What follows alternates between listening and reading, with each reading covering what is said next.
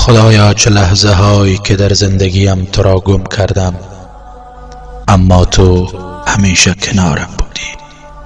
چه دقیقه ها که حضورت را فراموش کردم، اما تو فراموشم نکردی.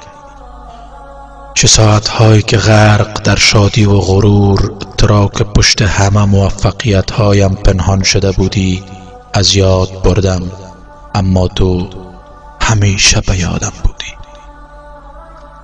خدایا وقتی خسته از همه جا و همه کس ناامیدانه به تو پناه آوردم، تو پناه هم دادی.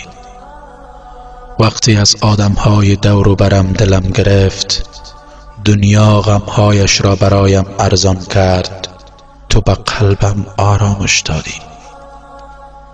خدایا تو با حضورت به خنده هایم هدف دادی، به گریه هایم دلیل دادی، به زندگیم امید و به نفس کشیدنم رنگ دادی. خدایا به خاطر 3 چیز سپاس گزارم: داده هایت، نداده هایت، گرفته هایت. داده هایت را نعمت، نداده هایت را رحمت، گرفته هایت را حکمت.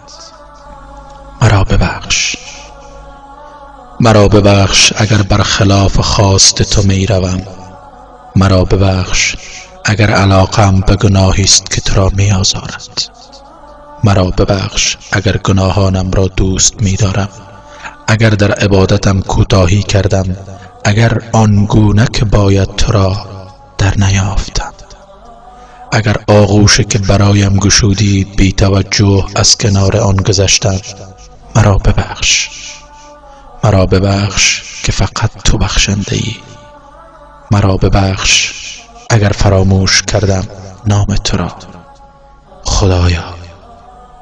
خدایا مرا ببخش اگر این گونه هم.